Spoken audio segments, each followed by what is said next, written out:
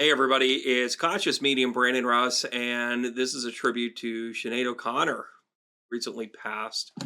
And it's going to be an interesting astrological look because we're going to take a look at one of the most important events of her life that probably began this spiral that she couldn't really manage. Sinead O'Connor, many of you know, recorded the Prince penned hit Nothing Compares to You. It became kind of her iconic piece, not only because of the cinematography of the video, but then also heavy rotation on MTV. She later went on to become the antithesis of what you would think somebody successful should do, which is take on religion. She was actually more of a religious zealot more than anything else because she was adamant that we did not understand the functionality and difference between faith and religion. I'm about to show you her chart to help you understand what made her tick and what made her such a prolific entertainer, but more importantly to her and maybe the world, someone that could actually point out the challenges. She's someone that was not only ridiculed, but also shunned. By the way, that didn't dim her light. She was a creative talent and put out several albums that spoke directly to it. She lived the life of a monastic, valued person. By the way, it's also in her chart. When she lost her son in 2022, it sent her on nothing less than a spiral. We're about to take a look at the chart on the day that her son passed, as well as the day that she passed. In comparison, I'm here to tell you that on the day that her son passed away, it triggered a very important monument in her life. That all of her zealousness, all of her need to explain that religion is bad but faith is good, she maybe lost herself in all of this. Her human experience of becoming a mother, and by the way, she had 3 children. But when Shane passed away on January 8th, 2022, it was a bit too much. Let's take a look at the chart. And by the way, anybody else remember when she was on SNL and she ripped up the Pope picture? She was protesting the abuse that was going on in the church. She was actually, and she wasn't even necessarily protesting the abuse, she was protesting the cover up. She was protesting the part that said, we're just going to move this priest here and move this one there. She was also about making sure that the victims weren't shamed. She dealt with a lot. And if you read her autobiography, you would understand where a lot of that pain came from. Not only her own traumatic beginnings, but also understanding how religion was used as a weapon. And understand that she was nothing short of someone that lived in her truth. Like I said, I'm going to pull up this first chart here. And again, I really appreciate everybody that likes and subscribes, that joins our channel. I can't thank you guys enough for supporting the channel. If you really enjoy what I'm about to talk about in terms of the astrology part of it, then you'll probably really enjoy how it is that I approach teaching as a whole, and understand that you can have respect for sensitive topics like, say, suicide. Here we go, everybody. On the inside of this chart is her natal chart. Now, Sinead O'Connor was born on December 8th, 1966. She was actually born as a Sagittarius. Well, hang on to your hats, everybody. Being right there in the center of things, let's just focus in on the center wheel here. And I want to point out that, yeah, here's her sun, just to give everybody a primer. Take a look at the first house. The first house has the sun and Venus in conjunct. Don't worry about the outside of the chart now. Don't get ahead of me. Don't look at the uprights being split here by Mars. But listen, being a sun in Sagittarius, let's review, everybody. Having a Sagittarius sun makes you footloose and fancy free a little bit. It makes you want to go explore. It makes you curious. It makes you naturally ready to go. It is actually the 9th house. Don't get ahead of me. In the 9th house So anything attached to spirituality, travel, and wanting to understand and learn, this was going to be a little bit of her primer as attached to Sagittarius. But why stop there? She was also a Sagittarius rising. So on top of this, she was a double Sagittarius. Now her moon, her moon is in Libra. And by the way, this was in her 10th house. So she was going to have a love-hate relationship with her public persona. Right here in the 10th house, the moon in Libra, don't rock the boat, baby.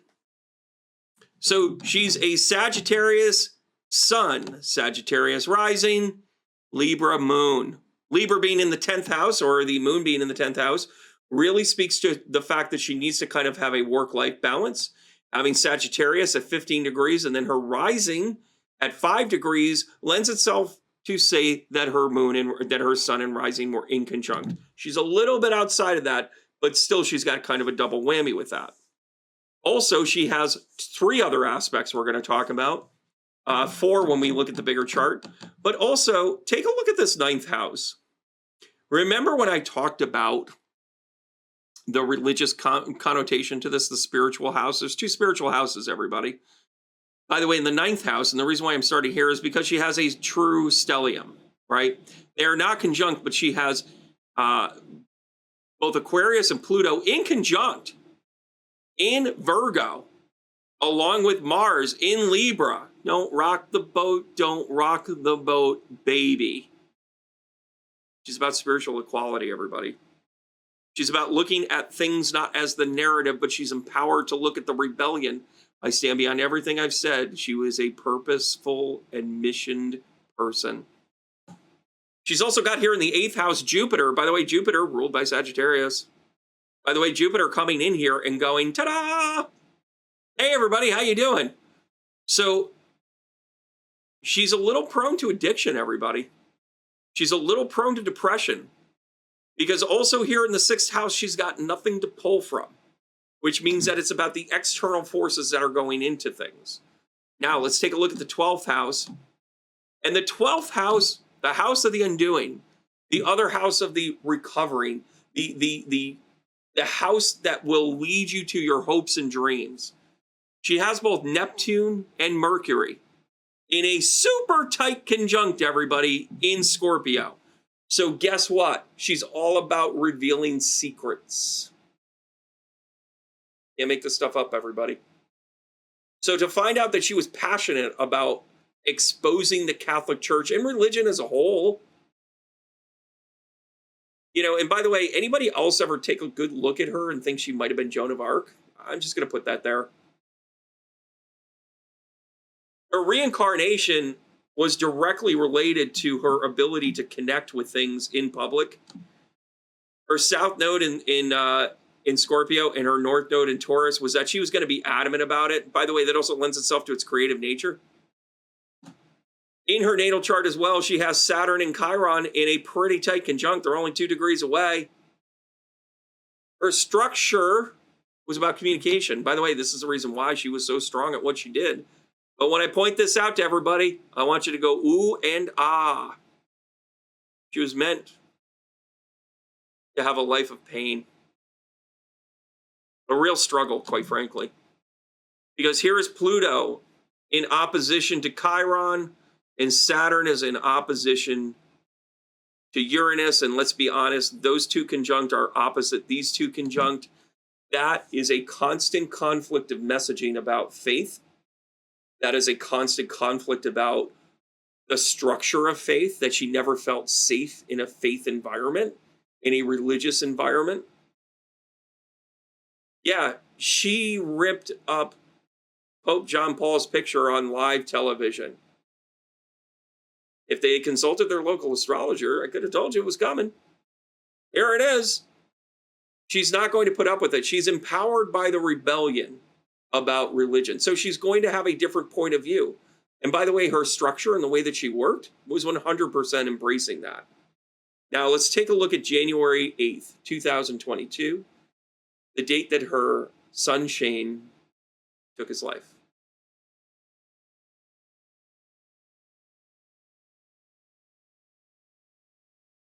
The date itself was a very difficult one, and I'm going to bring you back to that first house to take a look at. And by the way, this is a very simple chart to me because it's in plain sight, right? So her value system, her self-identity, the empowerment that she has, that made her a beautiful woman with a beautiful voice and personally empowered, with the Sun and Venus in conjunct, was split by Mars right down the middle. Look at this, split it almost cleanly. Was right in between of that. This is conjunct to the love-hate relationship of not only self, but also your inner beauty, your purpose.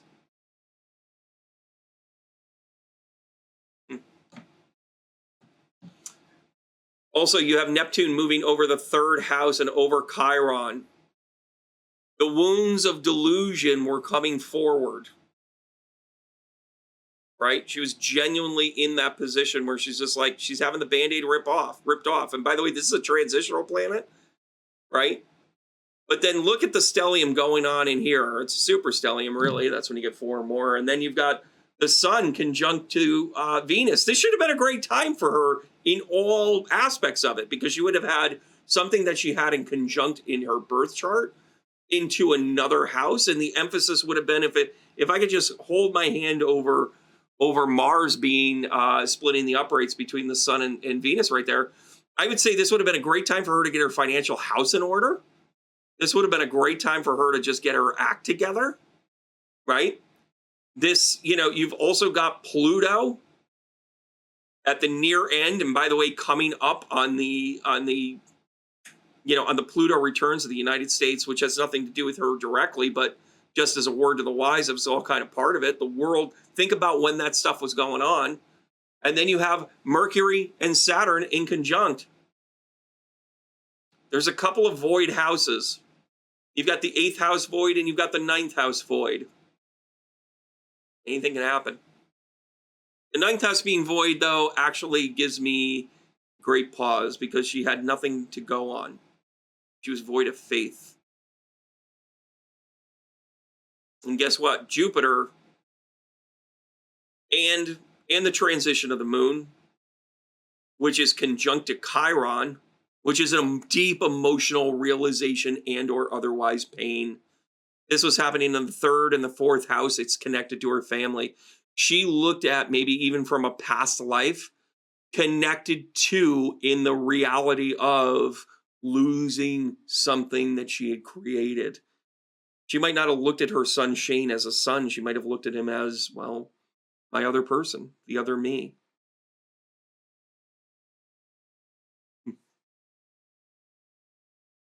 Now this is Shane's. This was the day in which this happened. This has nothing to do with Shane. This is directly, we're talking directly to this in the perspective of Sinead. I want to make that clear. But on this day, some things were set forward. The other activation here is also Jupiter was square to her Mercury as well as Neptune. So Jupiter was doing this square action over here to the 12th house, 3rd to the 12th. You can see it right there. You'll look at the angles.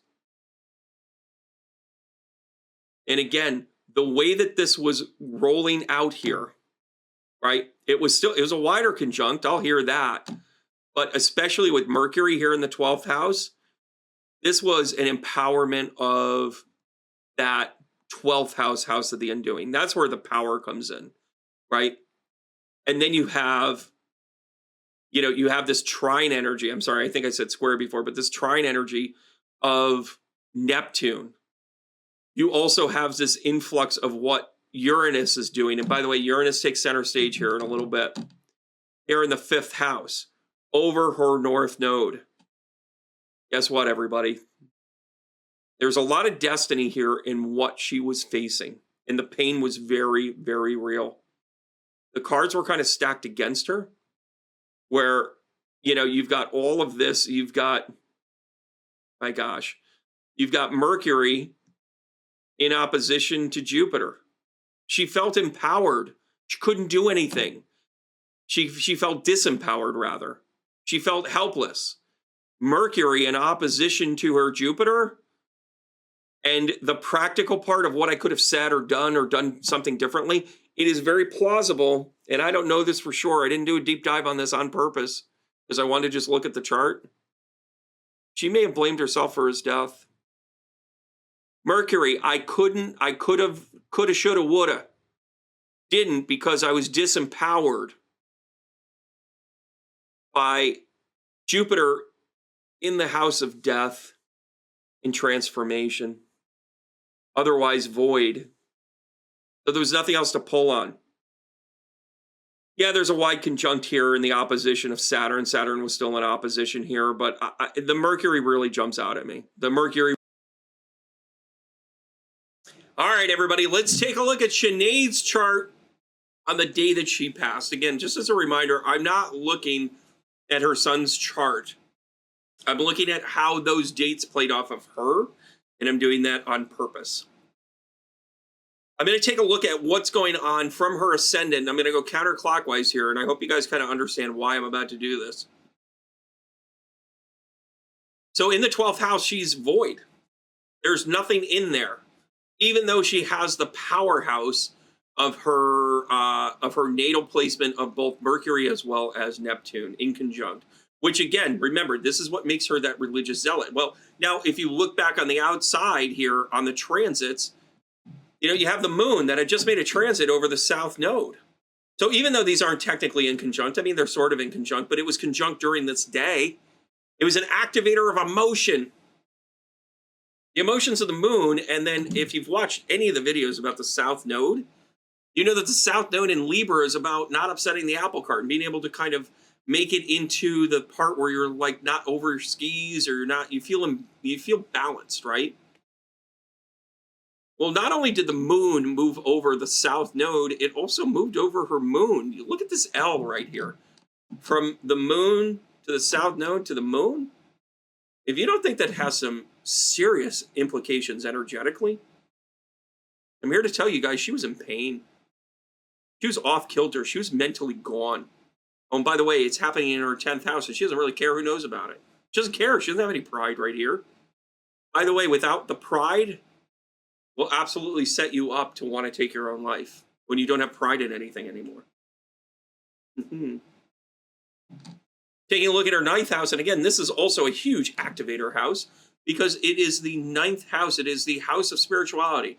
Yes, it's travel. Yes, it's knowledge. It's also about understanding that deep curiosity that gets activated by her stellium in her natal. Her Mars, her Uranus, and Pluto sitting in that house natally is now joined by Mars and Venus with Lilith splitting the uprights. The end of July was actually really tough for everybody because of this placement. If I want to translate this, the difference between the masculine divine and the feminine divine is the healing in between. Your ability to rip up the dark night of the soul and learn it. I'll take somebody ripping up a picture of a religious icon for a minute to be able to say, hey, did you learn what you were supposed to?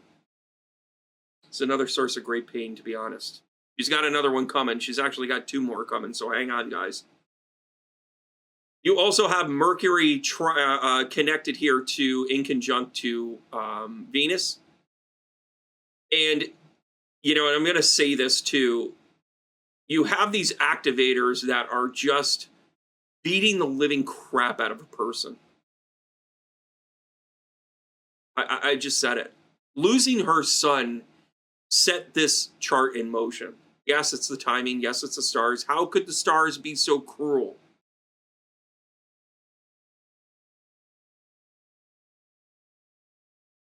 Her 8th house is incredibly active here with really just one with the sun. And I'm going to tell you why. Traditionally, statically, if you saw this in anywhere else in the chart, the sun moving over Jupiter or the Jupiter moving over your sun is actually a blessing in disguise. It's an incredibly lucky time because it's an empowerment to the enlightenment of your essence. Hers happened to happen in the house of death. What was she thinking? What was she feeling in those moments leading up to it? In opposition is Pluto still. She felt disempowered.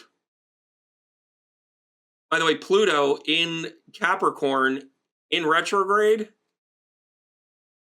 you don't really have a footing, do you? In opposition to your natal Jupiter, guess what? You don't feel empowered. Oh, with the sun? I will say this, though. I don't know how she went. I purposely didn't do a deep dive in a lot of this stuff.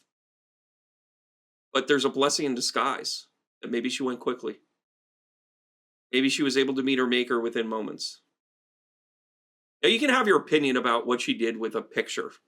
You can have your opinion with how outspoken she was about various things. Women's rights, equality, understanding the need to not have things like evangelicals run the world. But if you're a human at all, you're going to recognize that she was in pain. You know how else she was in pain? Here it comes, guys.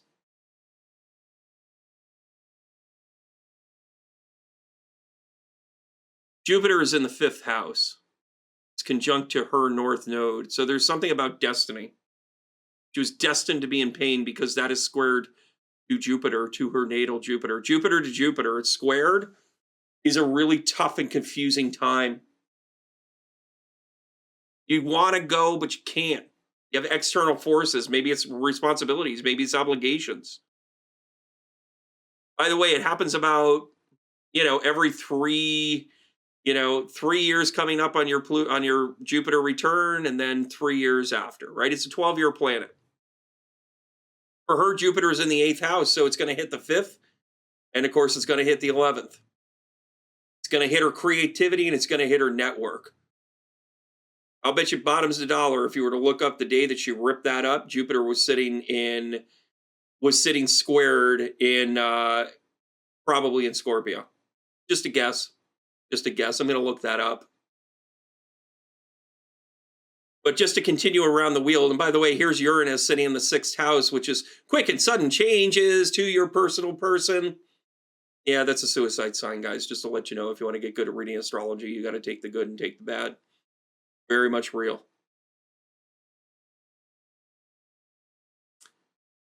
And let's finish strong here with the bottom. We got the 4th house. In her 4th house natally, she has Lilith. Now, it's conjunct to Aries, and I think, by and large, Aries really kind of represents more of a societal thing, but if you apply it to personal, Aries plus Lilith is 100% painful healing, painful realization of who you are and what you're about. It's a high past life indicator, by the way. Woo. There it is. Sitting in the 4th house that her family had betrayed her. Astrologically, what's happening is Chiron is moving over her Lilith. And this looks like a sextile here. Chiron to Lilith, and Lilith to Lilith here. Wow.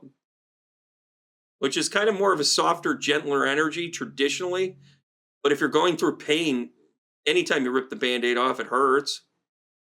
By the way, the North Node is also sitting there in family next to the current Eris. So you have a destiny of pain here. I'm sorry, Sinead, but it doesn't look good. You also have Jupiter planted right on top of the Chiron-Saturn mix right here in the 3rd house. Maybe she didn't even look at her son as her son, but rather her sibling, her brethren, her reincarnate. Saturn in Pisces is in retrograde in this 3rd house. So up is down and down is up. But to her, that was normal. She was born to Saturn in the Pisces house. It's Saturn in Pisces in the 3rd house. And then, of course, Pluto in opposition here in the 2nd house to the Sun, Jupiter. I mean, that is just that. If that doesn't slap you in the face as an astrology enthusiast, nothing else will. She was disempowered. Oh, and she was also squared. So literally this, and actually I'm going to go here. I'm seeing this now. There's a fixed grand cross right here in the center of this, everybody. Thank you. Whoever clued me in on that one. Thank you for knocking my microphone out earlier, so I had to re-record this part. If you follow the X, take the moon, draw it over here, and then you're going to take the sun and you're going to draw it down here. There is a fixed grand cross coming in, feeling it. I know it's not exact, everybody, but take a deep breath. The sun's going to move forward. Yeah, this is enough to apply. She went through a fixed grand cross here, everybody. And by the way, fixed energy, Leo, Aquarius, right? Taurus, Scorpio. And where did it hit? It hit her death house. Where did it hit? One of her houses of spirituality. Where did it hit? In her creativity and her foundation.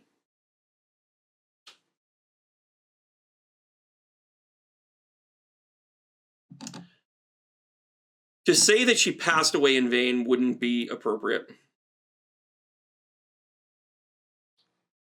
Oop. Press all the buttons, Brennan. It's intern weekend, everybody. But to be able to say that she was very much about her faith and about her children is without reproach. The numerology of what had happened, and I didn't pick apart the date, but when I looked at the difference between the day that her son passed and the day that she passed,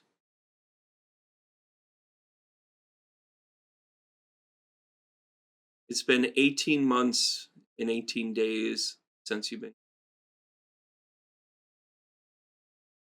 Go ahead and enter in the rest of the song. Numerology of it was a 9 on the day that, or at least this represents that the month was 9 and the days were 9. She was done. It was the end of her journey. It was the highest spiritual enlightenment she could have, 9, for her to be able to walk in through the door. She missed her son. She just wanted to go see him, guys. Just wanted. I almost fell out of my chair when I looked at it and realized that it was 18 months and 18 days.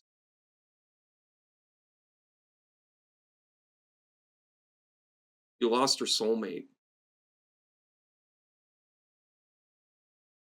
Because you only chase your soulmate the way she did.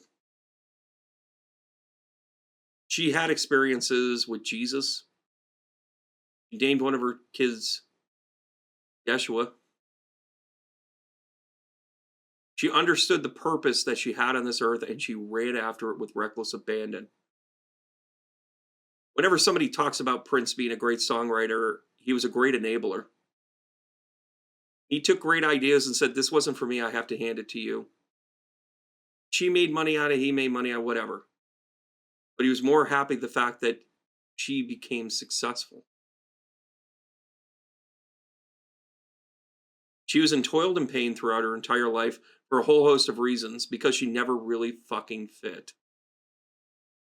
You know why? Because she had a message from start to finish. I'll be the first to admit when she ripped up that picture of the Pope, I'm like, what an idiot. Really, that? You're going to ruin your career for that? Wouldn't you get further if you kept your career going a little bit? I didn't understand it then. My feeble 20-year-old mind didn't get it. My 50-year-old mind sees you, though. And my soul sees yours. I'm going to give the hard tap to the Sinead O'Connor family, her fans, people that are interested in understanding her on a deeper level. She was a rebel in every way, and she was amazing in every way because she was authentic. You might not have liked it, but you can go fuck yourself. Excuse my French. I'm sorry I'm so crude right now. But that's the kind of vigor that she had to say, this is who I am. Anything less is smoke and mirrors. Hard tap to the Sinead O'Connor family, fans. And remember, guys, keep going.